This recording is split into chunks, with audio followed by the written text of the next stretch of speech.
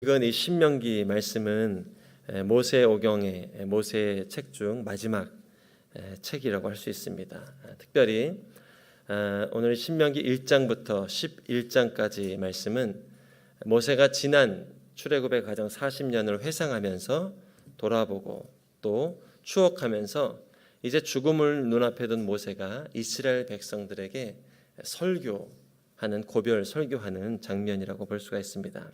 그런데 오늘 이 6장 4절 5절 말씀을 보면 모세가 지난 날을 떠올리면서 이스라엘 백성들이 붙잡아야 될 가장 귀중한 교훈, 유훈을 가르치고 있는 본문입니다.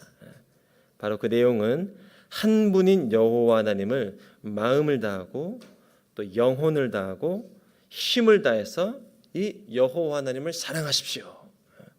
이것이 모세가 이스라엘 백성들에게 남기는 유훈과 같은 메시지입니다. 또 이제 가나안 땅을 정복하며 들어갈 터인데 여러분에게 가장 소중한 것은 여호와 하나님을 사랑하는 것입니다 라고 당부하고 있는 것이죠. 이 모세의 유훈처럼 우리 인생에도 우리 평생의 삶에 여호와 하나님만을 마음과 뜻과 정성을 다해 사랑할 수 있기를 주의 이름으로 축복합니다. 이스라엘의 역사를 보아도 하나님의 영광을 우리가 볼 수 있지만 대한민국의 역사를 보아도 우리가 살아계신 하나님의 영광과 역사를 발견할 수가 있습니다. 복음이 이 땅에 들어온 이후 지금까지 우리 민족의 역사와 여정들을 살펴보면 하나님을 믿고 의지하는 백성에게는 반드시 하나님께서 축복을 주신다는 약속이죠. 이 격동의 20세기 한반도의 역사를 살펴보면 이러한 하나님의 역사를 잘 우리가 볼 수가 있습니다. 복음을 영접한 우리 믿음의 조상들이 뜨겁게 하나님을 사랑했죠. 그 고백들이 여러 가지 역사에 나타나고 있는데 특별히 3.1 운동, 만세 운동을 살펴보면 그곳에 숨겨진 하나님의 역사들을 우리가 알 수가 있습니다. 당시 고종 황제의 장례식이 있던 3월 3일에 만세 저항 운동을 하기로 전국적인 결심을 합니다. 그런데 이 3월 3일 황제의 장례식에 소란을 일으키는 것이 예의가 아닌 것 같다 하여서 하루 앞인 3월 2일로 만세 저항 운동을 결정하죠. 그런데 이 3월 2일이 주일이었습니다. 당시 민족 저항 운동을 하던 대부분의 리더십들은 철저한 기독인들이었죠. 그리고 이 주일을 안식일로 생명처럼 귀하게 섬기고 있던 리더십들은 주일에 안식일에 거사를 치르는 것이 옳지 않다고 생각을 합니다. 그리고 하루 앞당겨서 3월 1일에 만세 저항 운동을 하게 된 것이죠. 우리 민족의 조상들은 민족의 구군을 결정할 수 있는 중요한 날을 정하는 데 있어서도 하나님을 여호와 하나님을 경외하는 안식일 사상 가운데 결정하고 진행하였던 것이죠. 이 믿음이 우리에게 남겨준 축복인 줄로 믿습니다. 이것이 바로 우리 민족 가운데 남겨진 기독교 역사입니다. 그렇게 하나님을 절실히 믿고 또 경외하는 이 민족을 하나님께서 뜨겁게 축복해 주셨고 불과 100년도 안 된 사이에 전 세계가 주목할 수 있는 하나님의 영광을 드러내는 민족으로 우리를 축복해 주셨죠. 지난 한민족의 100년의 역사를 살펴볼 때도 우리가 빼놓을 수 없는 것이 여호와 하나님을 사랑했던 예배와 하나님에 대한 믿음의 고백입니다. 우리 본문에 나오는 모세는 이스라엘의 지난 40년의 역사를 출애굽 과정을 돌아보면서 그의 마음 가운데 심겨진 한 가지 가르침이 있다면 바로 오늘 6장 4절 5절 말씀입니다.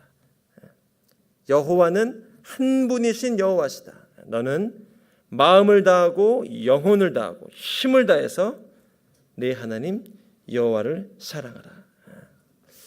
이것은 지난날 역사를 통해서 얻게 된 모세가 갖게 된 교훈일 뿐만 아니라 앞으로 펼쳐질 미래를 준비하며 나아갈 이 여호수아 백성들이 붙잡아야 될 유훈이기도 한 것입니다. 그리고 모세는 이 여호수아와 다른 리더십들을 바라보면서 한 가지 당부하는 것이 이 가나안 땅에서 승리할 수 있는 유일한 비결은 여호와 하나님을 사랑하는 것이다. 우리가 이 땅에서 승리할 수 있는 유일한 비결도 이 여호와 하나님을 마음과 또 뜻과 정성을 다해서 사랑하는 것인 줄로 믿습니다. 모세는 이 여호와 하나님을 뜨겁게 사랑하라 라고 말한 뒤에 그러면 구체적으로 어떻게 주님을 사랑해야 되는지 그 방법에 대해서도 6절, 9절 말씀을 보면은 이렇게 설명을 하고 있습니다. 내가 오늘 너희에게 주는 이 명령들을 네 마음에 새겨서 너희 자녀들에게 가르치되 집에 앉아 있을 때나 길을 걸을 때나 누울 때나 일어날 때 그들에게 말해 주어라. 또 너는 그것들을 너의 손목에 메고 내 이마에 둘러라. 그것들을 너희 집 문설주와 대문에 적어두어라. 가정에서 그분의 계명을 부지런히 가르치고 자녀들에게 가르치고 이 명령과 규례와 법도를 생활의 모든 면에서 집에 앉아 있을 때에도 여호와 하나님 사랑을 기억하고 또 길을 걸을 때에도 누웠을 때나 일어났을 때나 무시로 여호와 하나님 사랑을 기억하라는 거죠. 일상생활을 할 때에도 또 심지어 우리가 대화를 나눌 때에도 우리 대화의 주제로 여호와 하나님에 대한 우리가 순 나눔할 때 그렇게 진행하지 않습니까? 대화를 할 때도 여호와 하나님에 대한 사랑과 간증으로 삶의 이야기들을 나누어라. 또 그렇게 하기 위해서 손에도 이 마음과 뜻과 정성을 다하라고 기록한 문구를 손에도 적어두고 또 미간에도 또 집 문설주나 바깥 문에도 이것을 기록해서 늘 여호와 하나님을 사랑하는 것을 마음에 되새기고 기억해야 된다는 거예요. 왜냐하면 우리의 마음 가운데는 수시로 허탄한 신하들 또 두려움과 염려의 소리들 또 주님의 나라와는 무관한 걱정과 염려들이 우리를 엄습해 오기 때문에 너는 무시로 깨어서 여호와 하나님을 사랑하는 것을 습관화해라. 저희 중고등학교 시절에 유행했던 영화가 홍콩 영화입니다. 주윤발, 장구경, 왕조연 등을 중심으로 만들어진 홍콩 영화가 아주 빅 히트를 쳤었죠. 그리고 그 때문인지 제 2살 위의 형님이 언제부턴가 책상 위에 주윤발 포스터가 도배되기 시작했습니다. 한 10개 이상 포스터들이 도배됐던 것 같습니다. 그리고 얼마 지나지 않아 제 책상 위도 이 포스터들이 도배하기 시작했습니다.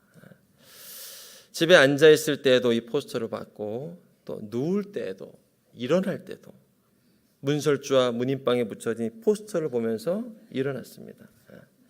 그 영화의 감동을 기억하고 싶고 또 그 감명 깊은 내용들을 회상하기 위해서 포스터나 사진들을 책상 위에 붙여둔 것입니다. 일어날 때나 앉을 때나 그것을 보고 회상했죠. 어쩌면 오늘 성경이 말하고 가르치고 있는 것이 그와 같은 것입니다. 너는 문지방에 또 머리에도 붙이고 손목에도 붙이고 이것을 날마다 보고 묵상하면서 여호와 하나님을 내 마음과 내 뜻과 내 정성을 다해서 사랑하는 것을 기억하라는 것이죠. 안타깝게도 이스라엘 백성은 그렇지 못했습니다. 오늘 이 모세가 유언처럼 명령을 남겼는데 이 여호수아 말씀을 지나서 사사기에 들어가면 이미 이스라엘 백성의 문화에 가정에 이방 문화와 형상들이 뿌리 깊이 내리고 있는 것을 볼 수가 있습니다. 사사기에 보면 이 세속적 가치관에 물들어서 그 가운데 허우적대고 있는 이스라엘 백성들의 모습들이 가정마다 또 지파마다 나타나고 있죠. 이방신들을 우상한 형상을 집에다 모셔두고 있는가 하면 또 이방 사람들이 사용하는 장신구나 보석들을 집에 두고 또 그것을 자랑하며 내세우는 사람들까지도 등장을 하죠. 이것이 가나안을 정복하고 한 세대도 흐르기 전에 그 땅 가운데 일어나고 있는 유혹이고 습관이었습니다. 어쩌면 모세는 이러한 이스라엘 백성, 아니 인간의 죄악성을 누구보다 잘 알고 있었던 것 같습니다. 지난 40년간 출애굽을 하면서 이스라엘 백성들 가운데 만연해 있는, 습관적으로 시선을 돌리고 습관적으로 세속을 묵상하는 그들의 죄악성을 감지하고 있었던 것 같습니다. 그래서 이 모세가 가나안 땅 정복을 눈앞에 두고 있는 이스라엘 백성에게 유언처럼 남기는 메시지는 그것이죠. 너는 마음과 뜻과 정성을 다해서 여호와 하나님을 사랑하라. 우리 인생에도 이러한 축복이 날마다 흐를 수 있길 주의 이름으로 축복합니다. 이 축복이 우리에게만 머무는 것이 아니라 우리 사랑하는 자녀들에게까지 여호와 하나님을 경외하는 이 믿음과 신앙이 깊이 뿌리내릴 수 있기를 주의 이름으로 축복합니다. 그러면 어떻게 하면 이 여호와 하나님을 사랑하는 것을 내 삶 가운데, 우리 가정 가운데 영위하며 나갈 수가 있을까? 모세가 이들에게 전해주는 비법은 하나님의 은혜, 여러분의 삶 가운데 임하였던 하나님의 그 놀라운 은혜, 구원의 사건을 기억하십시오. 이것이 모세가 알려주고 있는 여호와 사랑의 방법입니다. 그것이 12절 말씀에 기록되어 있습니다. 12절 말씀을 읽어주시겠습니까? 시작. 스스로 삼가서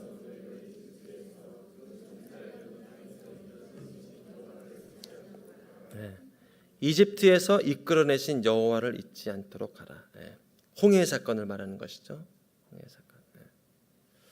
우리 그리스도인들이 늘 묵상해야 하는 사건이 바로 예수님의 십자가 사건이듯이 이스라엘 백성이 늘 묵상해야 될 큰 구원의 사건은 홍해를 말리우시고 홍해를 가르시고 그 가운데 구원의 길을 내셨던 그 구원의 사건을 기억하라는 거예요. 이게 여호와 하나님만 경외할 수 있는 팁이에요.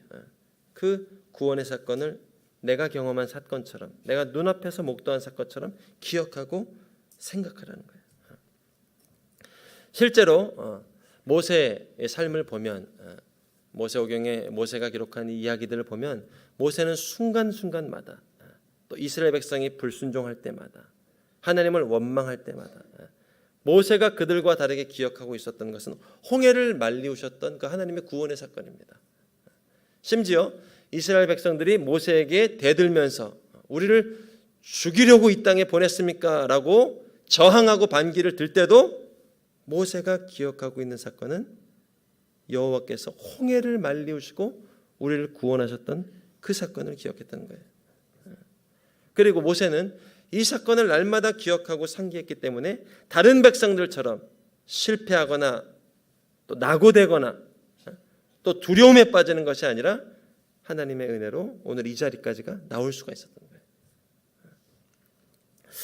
이 놀라운 홍해의 기적을 기억한 일은 비단 모세뿐만이 아닙니다. 이것을 생각하고 또 기억했던 것은 이스라엘 백성들이 묵상했던 습관입니다. 홍해를 갈리우셨던 사건, 홍해 가운데 구원을 베푸셨던 사건, 그리고 이 홍해의 기적의 사건을 기억한 사람들은 삶의 자리가 어떠하든지 또 삶의 형편이 어떠하든지 승리하며 나갈 수가 있었던 것이죠. 우리가 시편 74편을 보면 이스라엘 백성이 바벨론 포로된 상황 가운데 쓰여진 이 내용들을 우리가 확인할 수가 있습니다. 시편 74편의 내용을 보면 느부갓네살 왕이 쳐들어와서 모든 예루살렘을 황폐화시키고 그들이 포로로 끌려가는 내용을 상기하며 기록한 이 내용이 바로 시편 74편입니다. 그런데 이 절망과 또 낙심과 또 한탄이 가득한 이 시편 74편이 어느 구절을 분기점으로 해서 그 이후로는 승리와 소망과 또 영광의 주를 바라보는 이 시편으로 발전되고 있습니다. 그 분기점에 이 시편 기자가 기억한 내용이 무엇인가? 그것도 하나님이 베푸셨던 홍해의 기적의 사건입니다. 정말 죽을 수밖에 없었던, 뒤쫓아오는 애굽의 군대에게 수장될 수밖에 없었던 그 인생이 홍해를 가르쳤던 그 하나님의 은혜. 바벨론 포로된 상황 가운데서도 그 사건을 기억하면서 이 74편의 내용이 전혀 다르게 전개되고 있는 것을 볼 수가 있습니다. 그 시편 74편의 저자가 기억하는 홍해 사건이 이렇습니다. 12절, 13절 말씀이죠. 오 하나님이여, 그러나 주께서는 옛적부터 내 왕이셨습니다. 주께서 이 세상 한가운데서 구원을 갖다 주십니다. 주께서 힘으로 바다를 가르셨고 바다 가운데 있던 괴물의 머리를 깨뜨리셨습니다. 이 별것 아닌 것 같은 짧은 구절의 내용이지만 이 사건을 저자가 기억한 뒤로 저자는 이전과 전혀 다른 노래를 말하게 되는 거예요. 그리고 이전과 다른 입술의 고백들이 시편 74편을 통해서 써내려져 가게 됩니다. 비록 느부갓네살 왕에 의해서 지금 구겨진 영토 또 구겨진 미래이지만 그 입술을 통해서 이 구원의 사건, 은혜의 사건을 기억한 뒤로 전혀 다른 고백과 또 노래와 찬양들이 이 저자를 통해서 흘러나오게 된다는 것이죠. 저는 저와 여러분이 기억하고 있는 예수 그리스도의 이 십자가 사건이 그러한 줄로 믿습니다. 삶이 어떠한 자리에 있건 우리가 우리를 위해서 죽기까지 사랑하셨던 예수 그리스도의 그 십자가, 그리고 죽음을 이기고 부활하신 하나님의 능력을 묵상하고 되뇌이면, 그것을 기억하면 우리 인생의 새로운 노래가 오늘도 흘러나오게 될 줄로 믿습니다. 그래서 오늘 모세는 이스라엘 백성에게 구원의 사건을, 너희가 구원받은 사건을 잊지 말아야 된다라고 당부하고 있는 것입니다. 이 하나님이 구원해 주신 놀라운 기적의 사건을 저와 여러분이 날마다 기억할 수 있기를 주의 이름으로 축복합니다. 그 가운데 승리가 있고 노래가 있고 새로운 찬양이 우리 인생을 통해서 흘러나오게 되는 것이죠. 아울러서 모세는 하나님만을 사랑할 수 있는 또 하나의 방법을 오늘 14절 말씀에서 이렇게 가르쳐주고 있습니다. 14절 말씀입니다. 너희는 다른 신들을, 곧 내 주변의 민족들이 믿는 신들을 따르지 말라. 이방 신을 섬기지 말라. 이방 문화에 현혹되지 말라. 그들이 말하는 것, 그들이 추구하는 것에 현혹되지 말아라. 네 마음을 지키라라고 당부하고 있습니다. 결국 성경이 우리에게 가르쳐주는 것은 우리 인생이 두 주인을 섬기는 것은 불가능하다는 거예요. 그러나 인간의 마음에 끊임없이 밀려오는 유혹은 두 주인을 섬길 수 있다는 거예요. 두 주인을 겸해서 섬길 수 있고 또 그렇게 섬기라는 거예요. 그러나 모세는 인간이 절대로 두 주인을 섬길 수 없다고 단언합니다. 왜냐하면 한편을 사랑하다 보면 자연히 다른 한편에 대해서 소홀해질 수밖에 없는 것이 인간의 마음입니다. 한쪽에 관심을 갖다 보면, 한쪽을 우선순위로 생각하다 보면 자연히 다른 쪽에서는 마음이 멀어질 수밖에 없는 것이 우리 인간의 마음입니다. 그래서 모세는 마음을 분산시키지 말고 오직 하나님께만 너의 마음과 생각을 집중하며 나가야 된다라고 당부하고 있는 것이죠. 이러한 사실은 창세기에 나오는 소돔과 고모라에 들어갔던 이 룻을 통해서도 잘 발견할 수가 있습니다. 여호와를 경외하던 룻이 두 주인을 섬기게 된 것이 풍요의 땅인 소돔과 고모라에 들어가면서부터죠. 원래 룻은 하나님의 아브라함의 조카로서 여호와 하나님만을 섬기던 인생이었습니다. 그런데 그가 소돔과 고모라에 들어가자 그 땅의 문화를 경험하기 시작합니다. 또 그 땅의 신들이 눈에 들어오기 시작합니다. 또 풍요와 부를 상징하는 그 땅의 제사가 그의 눈에 들어오기 시작합니다. 그리고 어느 시점을 넘어가니까 이제는 그 문화가 롯의 인생을 다스리기 시작합니다. 그리고 이 롯과 가정을 그 문화가 통치하기 시작합니다. 벗어날 수 없는, 뿌리칠 수 없는 그래서 이제는 거부할 수 있는 그 문화에 지배되기 시작하죠. 그래서 성경이 우리에게 너희는 힘써 네 마음을 지키라. 생명의 근원이 이에서 남이니라 라고 얘기하고 있는 것이죠. 그러자 이들이 이제 롯이 그곳에서 영적 분별력까지 잃어버리게 되죠. 다행히 하나님을 경외하는 삼촌 아브라함의 중보가 있었기에 그 땅에서 구원을 받게 되지만 그 인생과 가정이 치명적인 상처를 경험하게 되죠. 우리가 잘 아는 대로 이 죄라는 것의 원어는 하마르티아라는 거죠. 그 의미는 이 관역에서 벗어난 것을 얘기하는 거죠. 다시 말해서 하나님을 정조준하고 주님을 사랑하는 데 정조준되어야 되는 인생이 하나님 외에 다른 것을 조준하기 시작하고 또 하나님 외에 다른 것을 보기 시작하면서 우리 인생의 좌절이 또 절망이 또 실패가 또 두려움이 반복해서 일어나게 되는 것. 결국 이 죄라는 원어적 의미는 하나님 외에 다른 것을 바라보거나 시선을 두는 데서 경험되는 결과들을 말하는 것이죠. 아담의 범죄가 그렇습니다. 하나님을 정조준해야 되는 삶이 하나님 말씀 외에 다른 것에 현혹되기 시작했고 또 경험하기 시작했고 관심을 갖다 보니 결국 그가 경험한 것이 실패와 두려움이었죠. 결국 어둠 가운데 거하게 된 것이죠. 그래서 오늘 이방 땅에 들어갈 세상 가운데 나아갈 여호수아와 후손들을 바라보면서 모세가 말하는 것은 그 땅의 문화를 보지도 말라, 생각지 말라, 또 기억지 말라, 이방신을 이방 문화를 따르지 말라. 오직 여호와 하나님을 향한 믿음만이 너의 삶을 주장할 수 있게 하여라. 이것이 모세가 이스라엘 백성들에게 주는 유훈인 것입니다.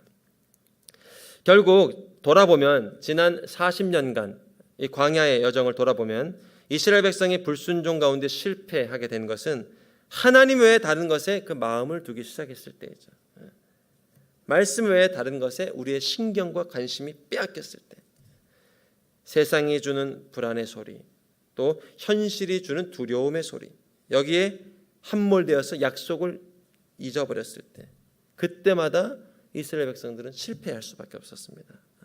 결국 우리가 이 땅 가운데 살아가면서 우리의 마음과 생각을 얼마나 잘 지킬 수 있는가, 이것에 영적 성패가 달려있다고 볼 수 있습니다. 우리의 신앙과 믿음을 얼마나 잘 지킬 수 있는가가 중요한 것이죠. 풍요와 또 부요를 신으로 섬기는 이 땅에서 창조주 되신 여호와 하나님을 향해서 우리의 마음을 지키는 것에 성패가 달려있다. 그래서 모세는 오늘 14절 말씀에서 이렇게 얘기하고 있죠. 다른 신들을, 내 주변의 민족들이 믿는 신들을 따르지 말라. 이것이 승리할 수 있는 지름길이다. 이건 비단 모세만의 고백이 아닙니다. 신약에 오면 예수님께서도 이와 비슷한 답변을 우리에게 주신 적이 있죠. 이 땅을 살아가면서 우리가 쫓아야 될 가장 중요한 덕목이 무엇입니까? 라고 한 사람이 와서 예수님께 묻자 예수님이 주저함 없이 답변해 주었던 것도 여호와 하나님을 사랑하는 것이죠. 마태복음 22장 36절로 38절까지 말씀입니다. 선생님, 율법 가운데 어느 것이 가장 중요한 계명입니까? 예수께서 대답하셨습니다. 내 마음을 다하고 생명을 다하고 뜻을 다해 주 내 하나님을 사랑하라.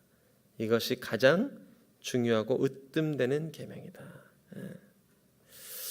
어쩌면 성경은 우리가 앞으로 다가올 미래에도 승리할 수 있는 해법, 비법을, 정답을 우리에게 이미 알려주었죠.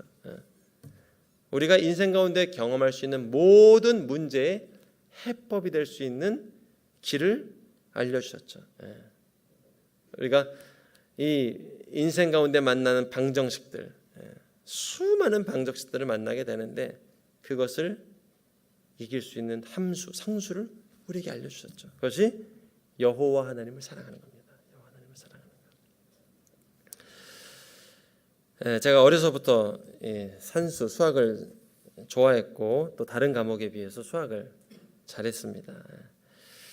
근데 이 초등학교 때는 산수로 주판으로 산수가 해결이 되었는데 중학교에 들어가니까 달라진 것이 있는데 이 방정식이 등장하기 시작합니다.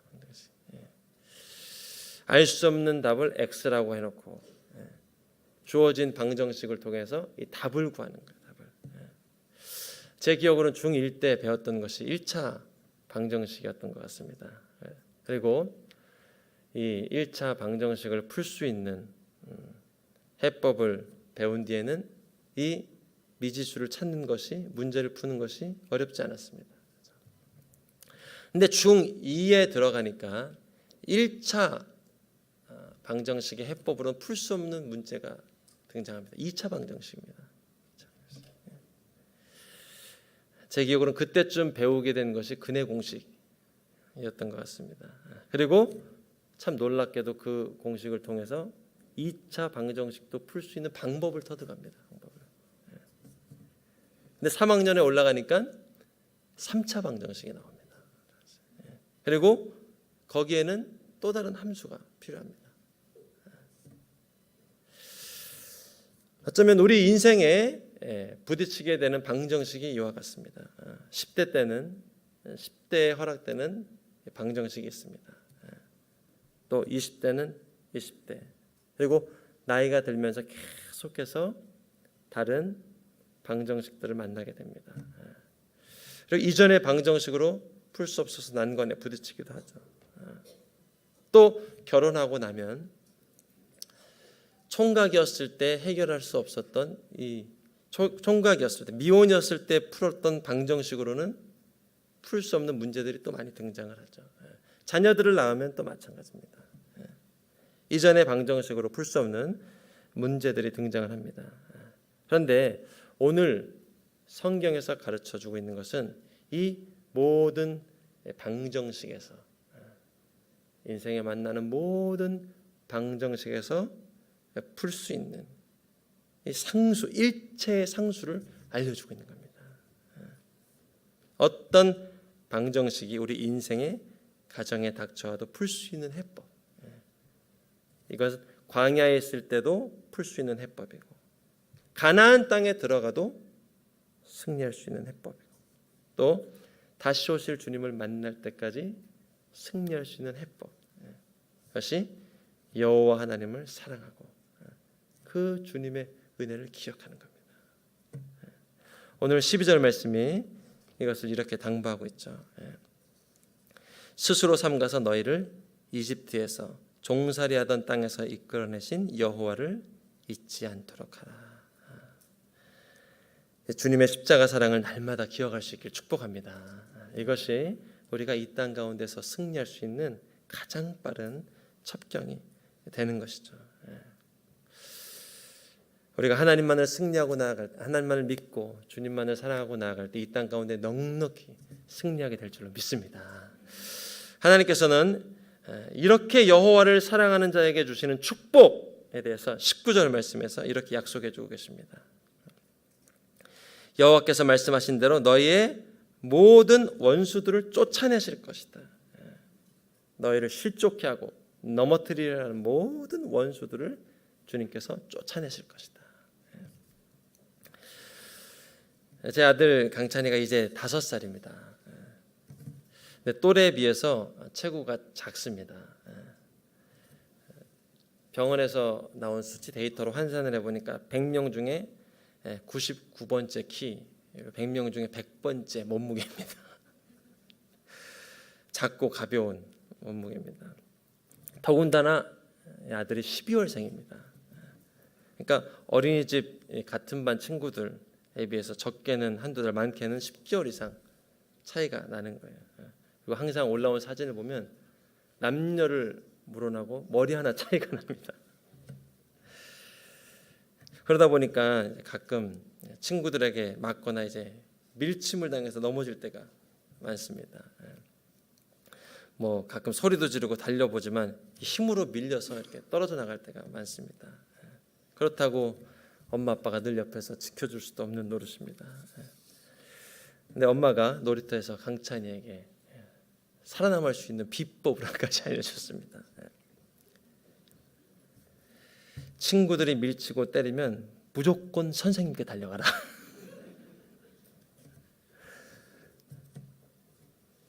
선생님께 해코지하면 선생님 널 지켜줄 거야. 엊그제 아내가 이제 어린이집에 정기적으로 있는 학부모 상담을 다녀왔습니다. 또 이것저것 여쭤보고 이야기를 나누면서 친구들하고 잘 지내는지 여쭤봤습니다. 또 혹시 맞고 다니는 건 아닌지 물어봤습니다. 근데 선생님 말씀이 이제 걱정을 안 해도 됩니다. 얼마나 자주 찾아오는지 수시로 달려온답니다. 그러면 선생님 나가서 중재를 해준대요. 근데 그렇게 반복되다 보니까 이제 아이들도 좀 조심한다는 거예요. 예전처럼 힘으로 억누르려 하거나 또 밀치려고 하지 않는데요. 이 강찬이가 승리한 비법이 우리가 이 땅에서 승리할 수 있는 비법이 될 줄로 믿습니다. 우리가 이 세상에서 크고 작은 위기를 만날 때 우리가 승리할 수 있는 비법, 그것은 주님의 날개 아래로 도망가는 거죠. 주님의 사랑의 자리로, 십자가의 자리로 나아가서 하나님께 고하고 주의 은혜를 확인하고, 그리고 이 내 인생의 대장 대신 예수 그리스도가 나와 함께 하심을 믿고 나아갈 때 하나님께서 우리 인생을 붙잡아 주시고 천군 천사를 보내주셔서 모든 적들을 물리치고 승리하게 하시고 대적 마귀들을 쫓아주시는 거예요. 오늘 19절에 나온 이 약속이 그것입니다. 여호와께서 말씀하신 대로 너희 모든 원수들을 쫓아내실 것이다. 아들 강찬이가 지금이야 가끔 괴롭히는 친구들이 있겠지만 아마 어린이집을 졸업하고 또 초등학교에 진학하면 더 많은 문제와 어려움들을 만나게 되겠죠. 그리고 중학교, 고등학교 진학하면 더 많은 위기들을, 문제들을 보게 될 것입니다. 또 그때쯤 되면 선생님을 찾아간다고 해서 또 부모님을 찾아온다고 해도 해결되지 않는 문제와 또 어려움들이 많이 만나게 될 것입니다. 그러나 이 아들이 오늘 이 약속의 말씀, 여호와 하나님을 사랑하고 주님이 내 인생에 베풀어 주신 구원의 사건을 기억하기만 한다면 오늘 하나님께서 주신 약속은 너의 모든 인생의 원수들을 하나님께서 쫓아내 주시겠다. 너를 괴롭히는 원수들을 쫓아내 주겠다. 너를 힘들게 하는 원수들을 물리쳐 주겠다. 더 이상 너를 해하지 못하고 머리털 끝 하나 상치 못하도록 너를 지켜줄 것이다. 오늘 이 모세의 유언을 기억하면 이스라엘 백성은 가나안 땅이 아니라 소돔과 고모라 같은 세상에 들어간다 할지라도 하나님이 주시는 승리와 또 영광을 경험하게 되는 것이죠. 오늘 이 모세의 가르침을 우리 인생에 주시는 가르침으로 기억하고 하나님을 사랑하되 뜨겁게 사랑하며 날마다 주의 승리를 경험하는 저와 여러분 될 수 있기를 주의 이름으로 축복합니다. 우리 함께 기도하겠습니다.